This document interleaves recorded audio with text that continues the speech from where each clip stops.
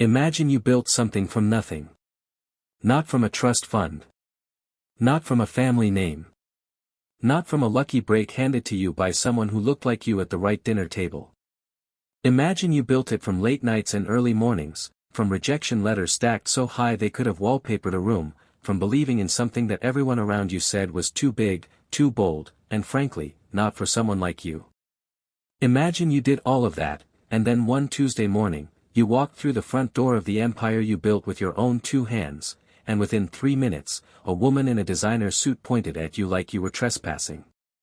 This is not a hypothetical. This is not a parable. This is the story of Zora Elon. And the day power forgot what it looked like. She built a company worth $4.2 billion. She walked in through the front door. And within 3 minutes, she was being escorted out by her own security team. Her name was Zora Elon. Nobody in that lobby knew it yet. But every single person in that building was about to find out, in the most unforgettable way possible. Before we get into what happened next, we need to understand something first, because a woman like Zora Elon does not happen by accident. And a moment like this does not happen without a very long, very deliberate history underneath it.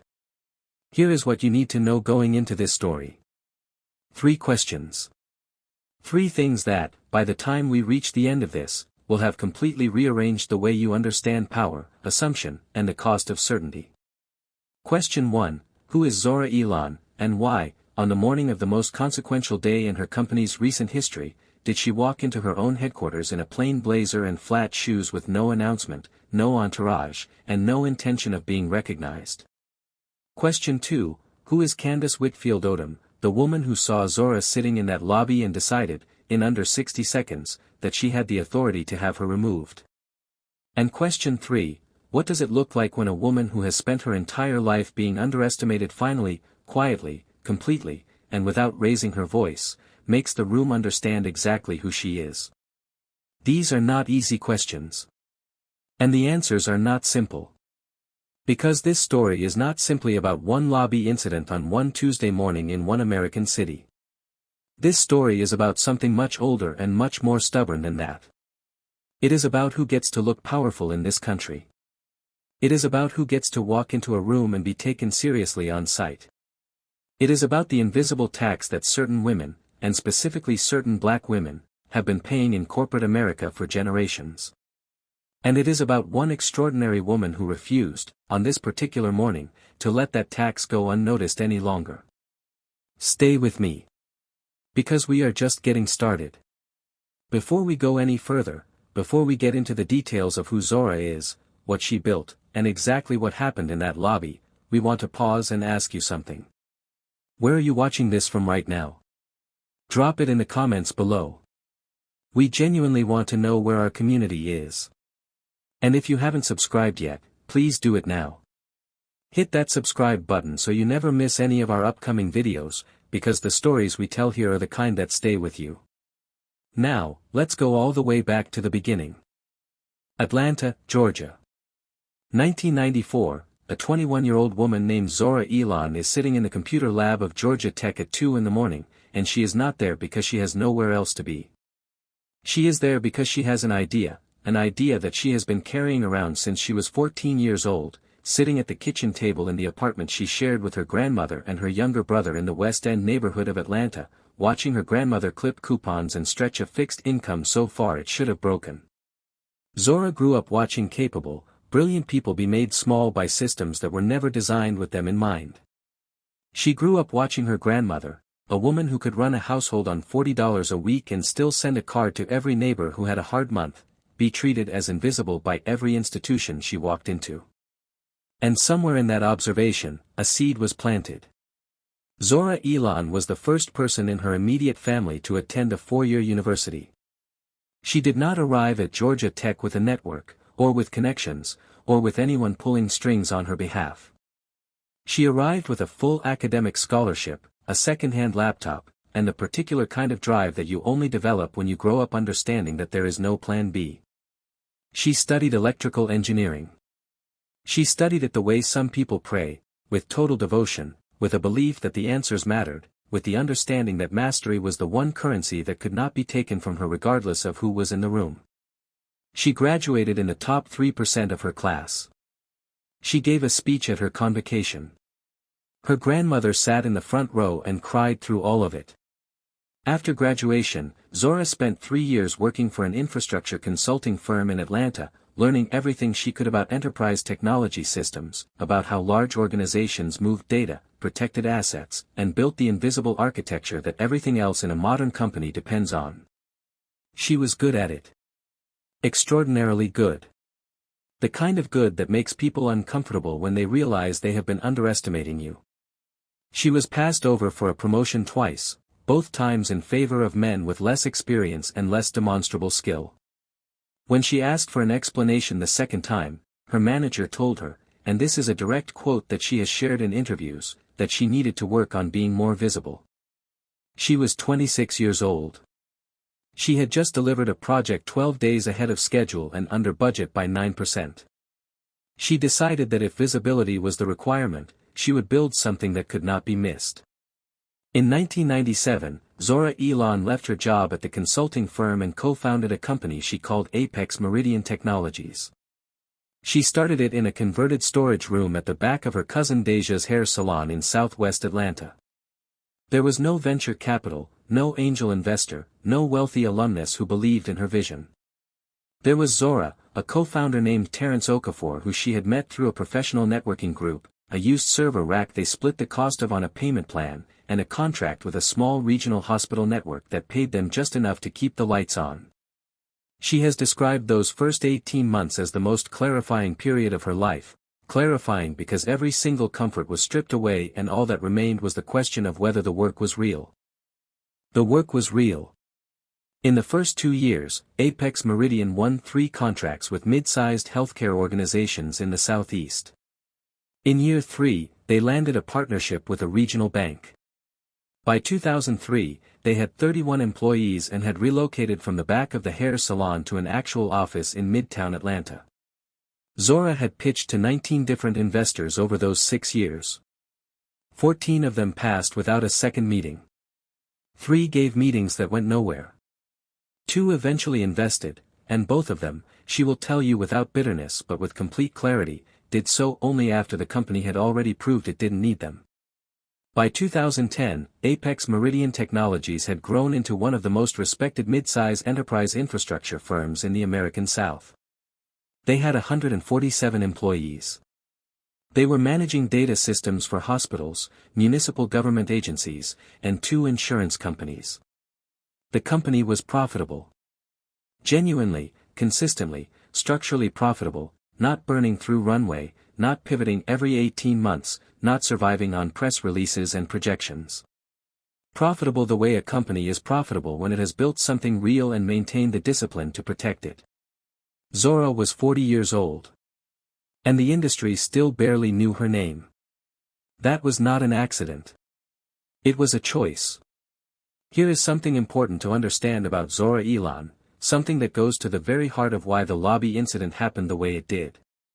Zora had a philosophy, one she had developed over 2 decades of building, and it went like this.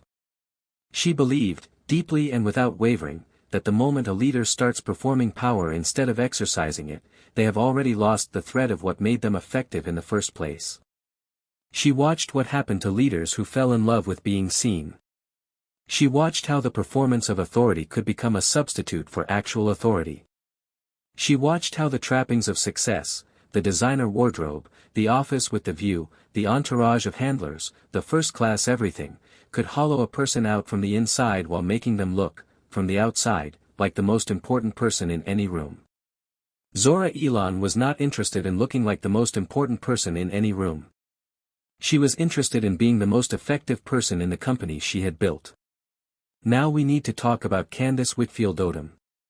Because you cannot understand what happened that Tuesday morning without understanding Candace, who she was, where she came from, how she saw the world, and most importantly, what kind of certainty she had built her identity around. Candace grew up in Alpharetta, Georgia, one of the wealthiest suburbs in the Atlanta metropolitan area.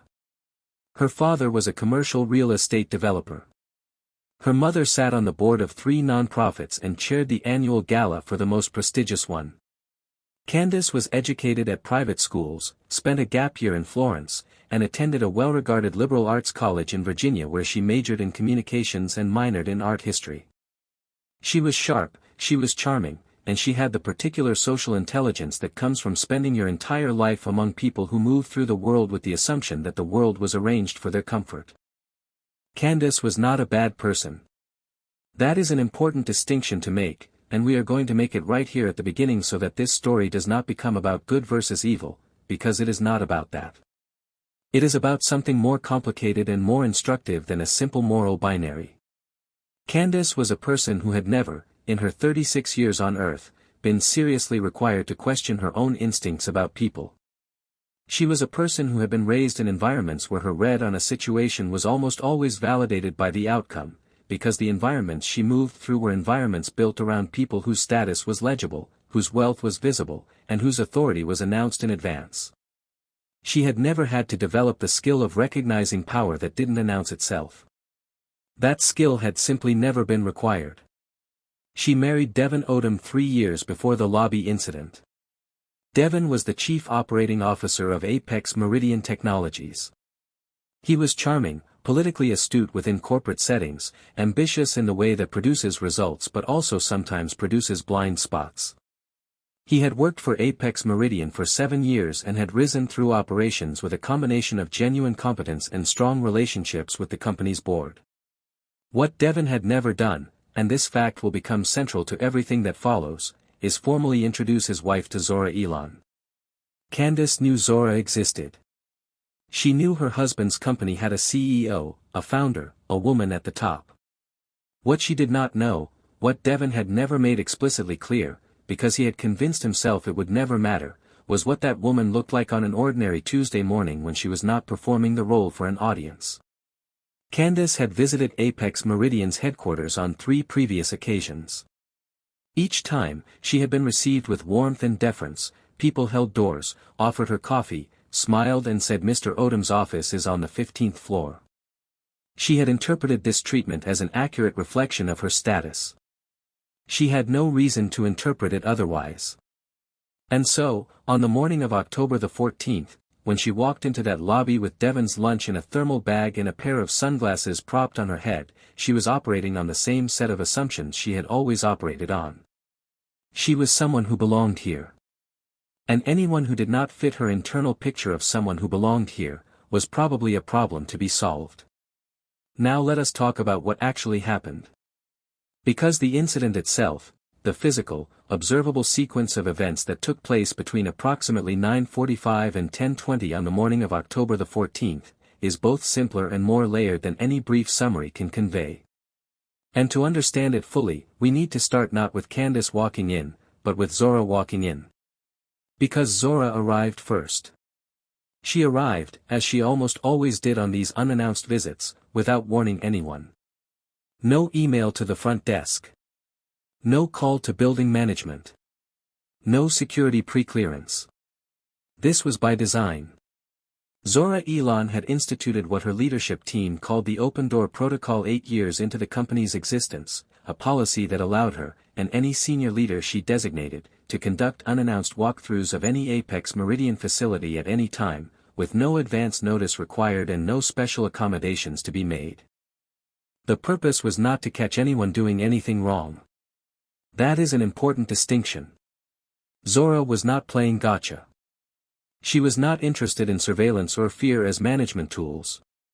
The purpose of the Open Door Protocol was something she had written about in an internal memo in 2011, and that memo has been quoted extensively since the events of that October. She wrote, in part, that a company's culture is only legible when the people with authority to change it are not present, that the moment a CEO walks in with announcement and fanfare, every behavior in the building adjusts to performance mode, and what you observe then tells you nothing true about the daily reality of the place you are responsible for. She wanted to see the truth. And so she walked in plain clothes. She sat in the lobby. She watched. She listened. She wrote things down in a small leather journal. She had been doing this for over a decade. Most of the newer employees at Apex Meridian had never seen her do it, because most of them had never seen her do anything. They knew her name, they had seen her photograph on the company website, but they had not encountered her in person. She was, by intention, a presence that the company felt but rarely saw up close. On this particular morning, Zora had arrived at 9:43. She had exchanged a brief greeting with the security team member stationed at the entrance, a member of the team who recognized her and gave her a small, professional nod of acknowledgement. She had walked to the seating area in the main lobby, chosen a chair along the east wall, and opened her journal. For 37 minutes, she sat and observed. She watched how visitors were processed at the front desk. She noted the wait times. She noticed that the new receptionist, who had joined the company 6 weeks prior, was handling a higher volume of morning arrivals than the desk was optimally staffed for, and that this was creating small friction points in the visitor experience. She wrote this down. She also noted something she found encouraging: the receptionist, despite being clearly under pressure, was warm, composed, and professional with every single person she interacted with. Zora wrote that down too, with a small star next to it. At 9:51, Candace Whitfield-Odom walked through the main entrance of Apex Meridian Technologies carrying a thermal bag and wearing a cream-colored blazer. She made her way to the reception desk, dropped off Devon's lunch, and engaged the receptionist in a brief, pleasant exchange. And then, and here is the moment, the hinge upon which this entire story turns, she turned her head and saw Zora. Sitting in the waiting area. Plain blazer. Flat shoes. Small leather journal. No laptop bag. No branded materials. No visible indicators of status or authority. Just a woman, sitting in a chair, writing in a notebook. And something shifted in Candace's face. People who witnessed what followed have described it in different ways. One employee who was passing through the lobby said it was as if Candace had decided something before she even finished looking. Another person, a facilities coordinator who was near the reception desk, said she watched Candace's posture change almost imperceptibly, the way a person's posture changes when they have categorized a situation and moved from observation to action. What is not in dispute is what happened next. Candace walked over to where Zora was sitting. She stood rather than sat, a choice that, whether conscious or not, established a particular kind of dynamic before a single word was spoken. And she spoke. The precise wording has been recounted by multiple witnesses with enough consistency to be reliable.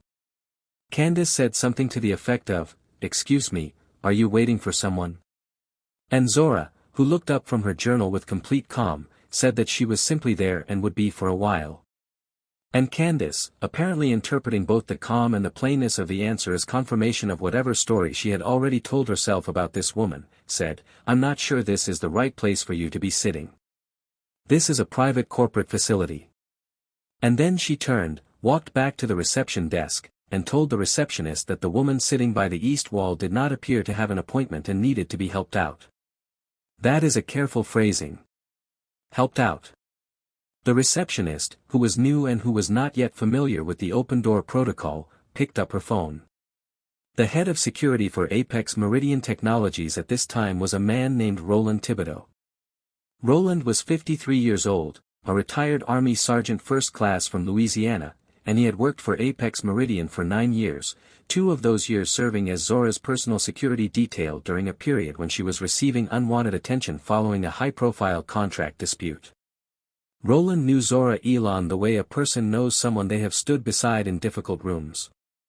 He had recognized her the moment she walked in that morning. He was already moving in her direction when the receptionist's call came through his earpiece. He altered course toward the reception desk, heard what was being asked of him, and experienced what he would later describe as the most professionally complex 45 seconds of his career. Roland looked at the receptionist. He looked at Candace, who was waiting with the expression of someone who expects the situation to be resolved promptly. He looked across the lobby at Zora, who by this point had lowered her journal and was watching the entire scene unfold with an expression that Roland would later describe as the calmest he had ever seen her. And then, and this is the part that every person who heard the story afterward found themselves holding their breath over, Zora gave him the smallest possible nod. almost imperceptible. But Roland caught it. Because he had learned, over 9 years, to catch every signal she gave. She was telling him to let it play out. She wanted to see how far it would go. Roland turned back to Candace, and he began walking in Zora's direction. Roland Thibodaux walked across the lobby toward Zora Elon. He reached her. He said something quiet. And then, rather than escorting her toward the exit, he escorted her toward the elevator bank.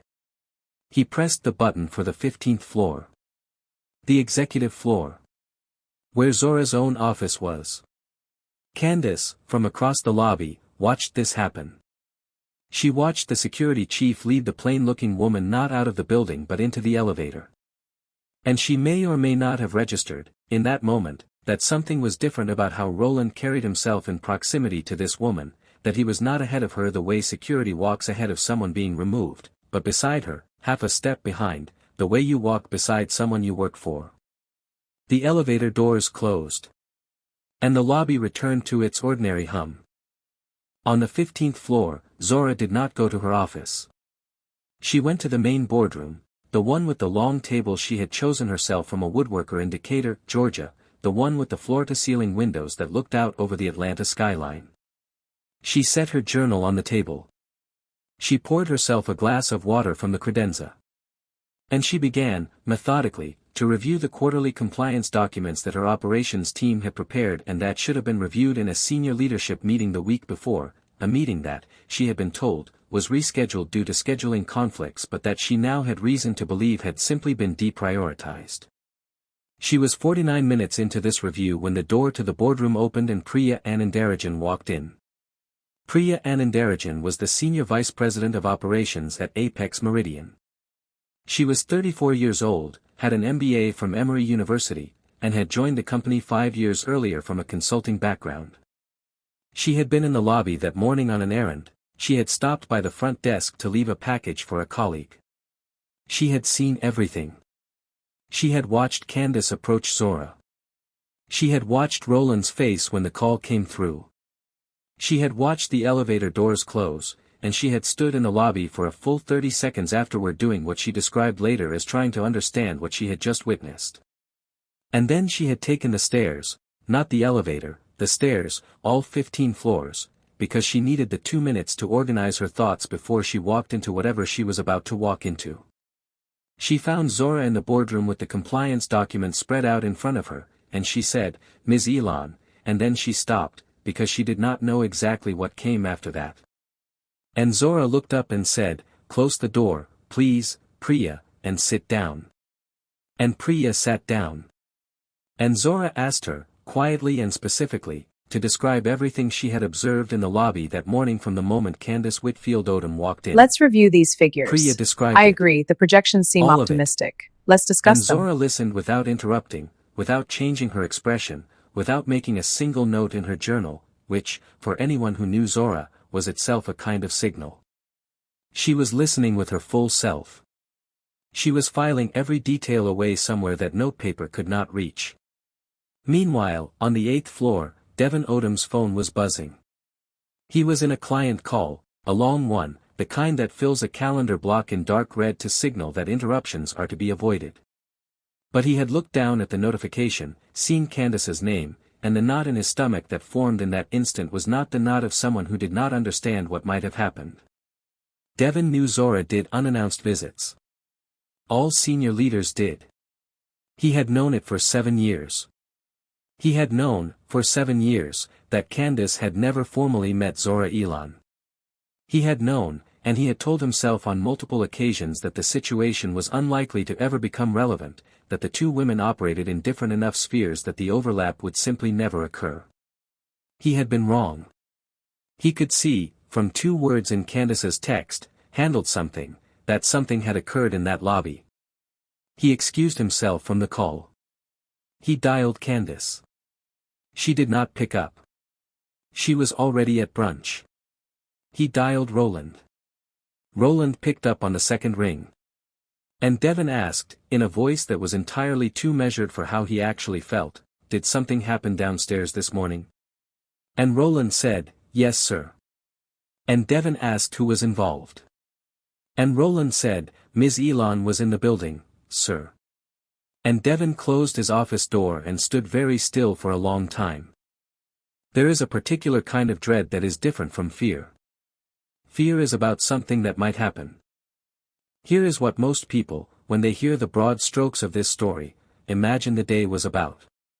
They imagine it was about Zora being humiliated and then vindicating herself in some dramatic, public way. They imagine a confrontation. A revelation. A moment where someone announces to a lobby full of people exactly who Zora Elon is, and Candace is left standing in the center of the room with her certainty stripped away. That is not what this day was about. That is the version of this story that would be satisfying in a particular, immediate way, the kind of satisfaction that lives on the surface and fades quickly. The actual version of this story is more interesting. The actual version is about what Zora was doing while everyone else was scrambling. In the hours that she spent on the 15th floor before Devon knocked on the boardroom door, Zora had completed a review of the quarterly compliance documents and identified 3 separate issues that should have been escalated to senior leadership and had not been. The first was a data security protocol review that was 42 days past its scheduled completion date, not a catastrophic failure, but the kind of procedural drift that, left unaddressed, compounds. The second was a staffing gap in the client services division that had been flagged in 2 consecutive monthly reports and addressed in neither. The third was a pattern in the facility's request logs showing that a vendor contract was being renewed automatically at terms that had not been renegotiated since 2018, costing the company approximately $90,000 per year in unnecessary overhead. She had also, in her time in the lobby, documented 4 observations about visitor management processes, 2 observations about the morning staffing levels at the reception desk, and 1 observation, flagged with a star, as she always flagged the things she found genuinely hopeful, about the conduct of the new receptionist, whose warmth and composure under pressure she found exemplary. This is what Zora Elon was doing on October the 14th while the people around her were processing the shock of what had happened in the lobby. She was working. She was doing the thing she had come to the building to do. Because for Zora Elon, the lobby incident was not the event of the day. The lobby incident was data. Data about her company, about its culture, about the blind spots that had been allowed to grow in the space between how the company described itself and how it actually functioned on an ordinary morning when no one was watching. Priya Anandarajan would later say, in a conversation that has been described to us by multiple sources, that the thing that struck her most profoundly about Zora in those hours was not her composure in the face of what had happened, though that composure was remarkable. It was the consistency.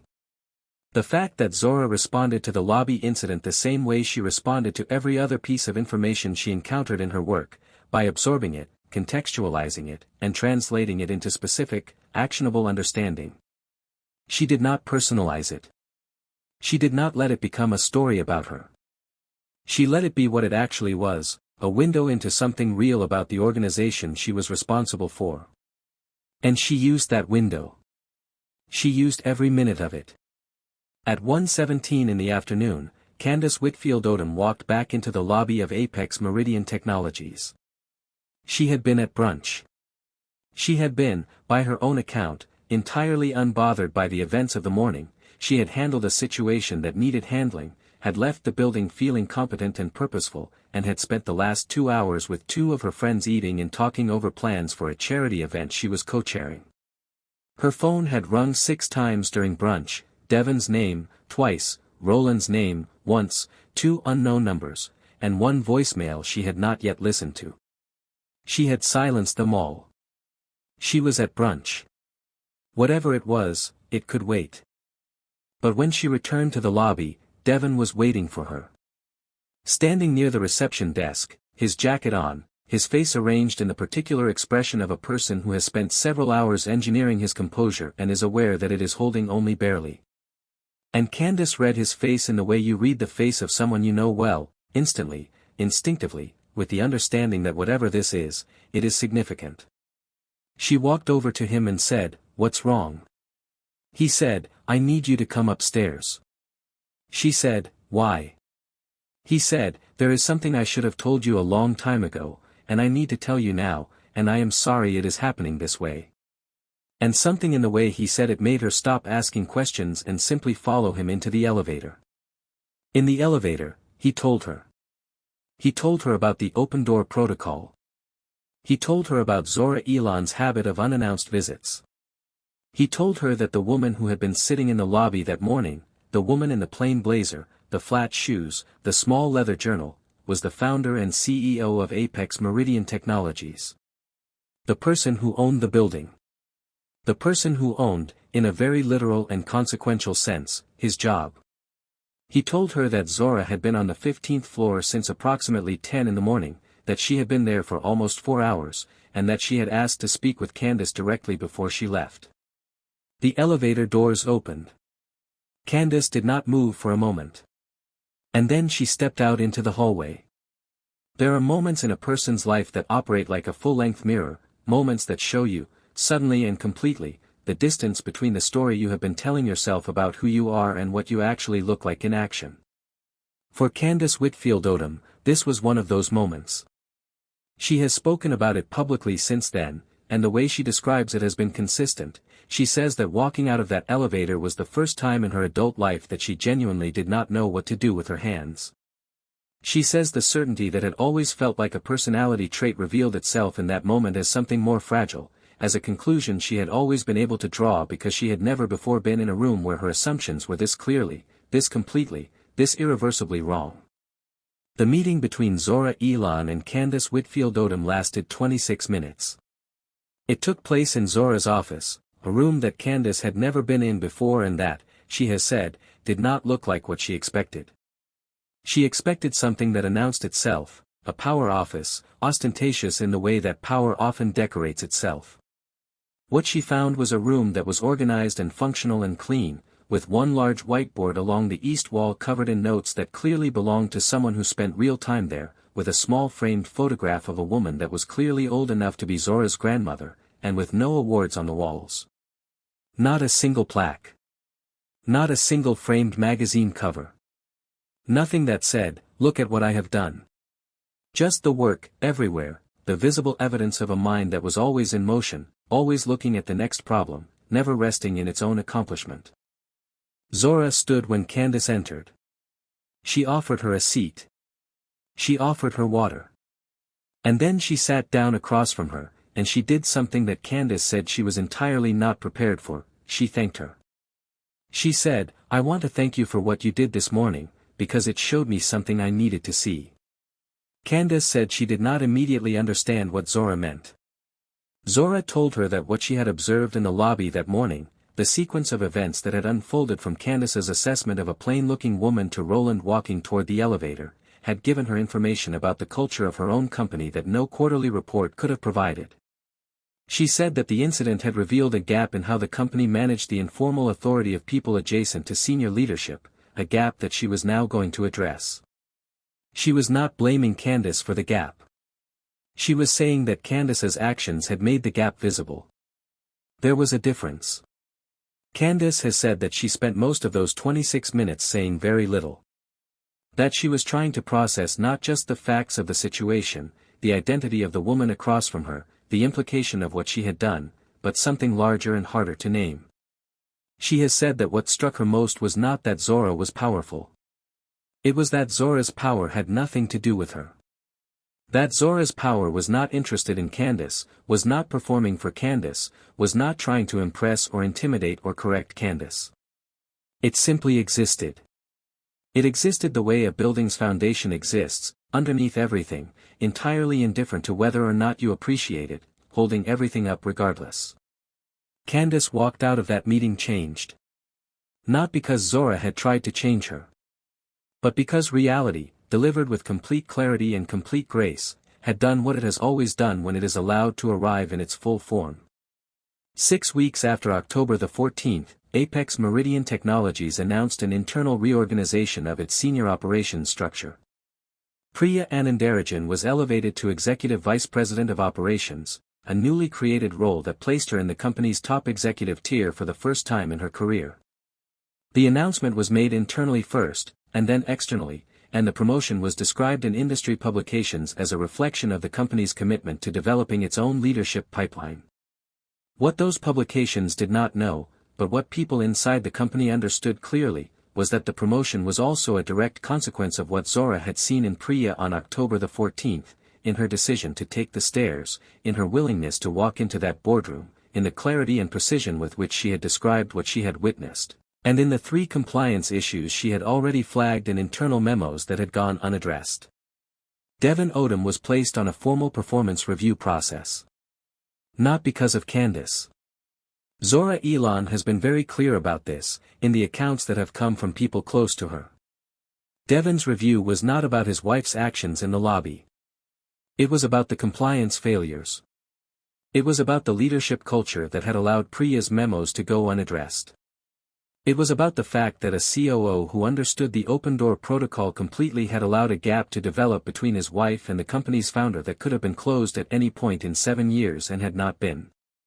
The review was about accountability for the actual substance of his work. And Devon, to his considerable credit, accepted it. He engaged with the process seriously. He identified, in writing, the specific ways in which his leadership had fallen short and the specific commitments he was making to address them. People who know him say the process was genuinely hard for him, and genuinely good for him. Roland Thibodaux was given a formal commendation. The language of the commendation was precise and deliberately public within the company. It recognized him for conducting himself with extraordinary professionalism under circumstances that required him to simultaneously honor a long-standing working relationship, respect an ambiguous signal from the person he reported to most directly, and navigate a situation for which no protocol existed, because no protocol had anticipated it. Roland, when he received the commendation, said that all he had done was follow the signal he was given. He said that he had always known that his job was to read the room. He said he had just never anticipated that the room would be quite this interesting. The new receptionist, who had been at Apex Meridian for 6 weeks when October the 14th occurred, who had been managing an understaffed front desk at peak morning hours with the grace and warmth that Zora had noted in her journal with a star, received a handwritten note from Zora Elon approximately 2 weeks after the incident. The note, by her own account, said that she had been observed that morning by someone who had been paying close attention, and that what had been observed was exactly what a company like Apex Meridian needed to protect and to build on. The receptionist, who was 23 years old and had been quietly wondering whether she had done something wrong that morning, said that she read the note 3 times before she understood fully that it was not a reprimand. She said she called her mother immediately afterward. She said she is still at the company. Now here is the part of this story that nobody saw coming. The assumption, when people heard the broad outline of what had happened, was that the ending for Candace would be one of 2 things: either she would retreat from the public life she had built around her identity as an executive wife, or she would double down on it, deploying the social intelligence she clearly possessed to reframe the narrative and protect the persona she had spent years constructing. Both of those are reasonable predictions. Neither of them is what happened. What happened is that Candace Whitfield-Odom, 3 months after the lobby incident, enrolled in a leadership and organizational development certificate program at a university in Atlanta. She did this without telling anyone except Devon until she was already 2 weeks in. She did not announce it on social media. She did not frame it as a reinvention or a pivot or a personal brand evolution. She simply enrolled. She showed up to class every Tuesday and Thursday evening with a notebook and a willingness to be the person in the room who did not already know the answers. People who were in that program with her, people who had no idea who she was or who her husband was or what had happened the previous October, have described her as one of the most engaged students in the cohort. They have described her as someone who asked unusually good questions about power, about assumption, about how organizations develop cultures that produce unexamined behaviors. A year after the incident, Candace began a mentorship program, quiet, not publicized, operating through a community organization in Atlanta, specifically focused on young women who were entering corporate environments for the first time and who needed help understanding how to navigate spaces that had not been designed with them in mind. She has said, in the one interview she has given about this period of her life, that she began the program because she realized she had spent her entire adult life learning how to move through rooms that were built for someone like her, and that it had never once occurred to her, until that 26-minute meeting in a corner office, to wonder what it was like to walk into the same rooms carrying a different set of assumptions about what those rooms were willing to offer. She said the most important thing Zora Elon taught her was something Zora never said directly. It was something she demonstrated simply by existing in that lobby the way she existed, by being exactly herself in a space that had decided it knew what she was before she had opened her mouth. Candace said she had never in her life encountered anyone so completely indifferent to others' assessment of her. She said she wanted to understand how a person becomes that free. Here is what October the 14th was really about. It was not about a woman in a designer suit and a woman in a plain blazer. It was not about one lobby and one Tuesday morning and one bad call made by someone who did not have the information she needed to make a better one. October the 14th was about something that has been happening in corporate America for as long as corporate America has existed, the gap between who actually holds power and who is assumed, at first glance, to hold it. Research from Harvard Business Review, from Catalyst, from Lean In, and from dozens of other institutions studying workplace equity has documented for decades what people like Zora Elon have known from experience their entire professional lives. Black women in corporate America are routinely, systematically underestimated. They are passed over. They are talked past. They are mistaken, as the hashtag Black Women at Work documented in testimony after testimony, for cleaning personnel, for administrative support, for anyone except the decision-makers they actually are. Ursula Burns, the first black woman ever to lead a Fortune 500 company, grew up in public housing on the Lower East Side of New York and rose to the top of Xerox through decades of work that most people in her industry were not paying close enough attention to track. When she stepped down from Xerox in 2016, there was not a single black woman running a Fortune 500 company. Not one. Out of 500. The statistic is not an abstraction. It is a specific, documented failure of imagination, a failure to see the Zora Elons who are sitting in lobbies, in meetings, in offices, in labs, in boardrooms, building things with their own hands while the people around them have not updated their internal picture of what a builder looks like. The story of October the 14th matters not because it is extraordinary. It matters because it is ordinary. Because the assumptions Candace made that morning are assumptions that are made every single day, in lobbies and boardrooms and conference rooms and hallways across this country, about black women whose credentials, whose accomplishments, and whose authority are simply not registered by the people around them, not because those people are uniformly malicious, but because they have never had to develop the skill of seeing power that does not look like what they expect power to look like. Zora Elon sat in her own lobby and watched her company honestly because she believed that the truth of a place is only visible when the people with the power to change it are not making themselves known. She has spent 25 years building something extraordinary by being, in her own words, unimpressed by the performance of importance. She drove a practical car. She wore practical clothes. She sat in practical chairs in the lobbies of buildings she owned and wrote in practical journals and paid attention to the gap between what her company said it was and what it actually was on an ordinary Tuesday when no one was watching. And on October the 14th, that gap was visible. And she closed it. Not with confrontation. Not with humiliation. Not with a dramatic announcement in a crowded lobby. She closed it the way she had closed every gap in 25 years of building, with information, with clarity, with accountability applied precisely where it was needed, and with a grace that the people on the receiving end of it will probably spend years trying to fully understand. The question this story leaves us with is not a small one. It is not simply, what would you have done in Zora's place? It is bigger than that. It is, what does it cost us, as individuals, as institutions, as a culture, to keep running on assumptions that have never been examined? What do we miss? Who do we fail to see?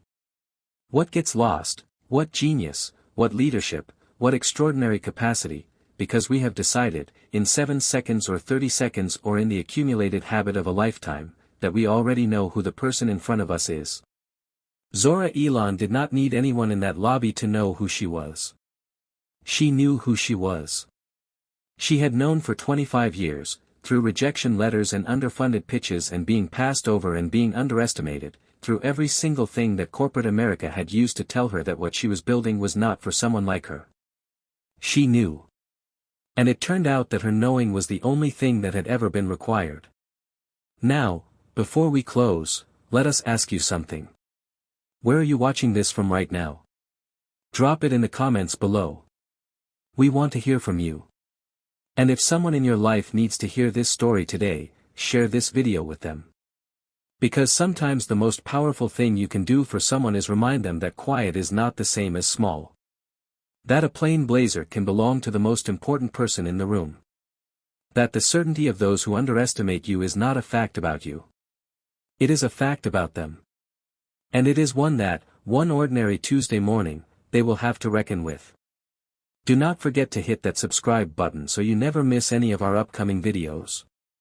And until next time, keep building.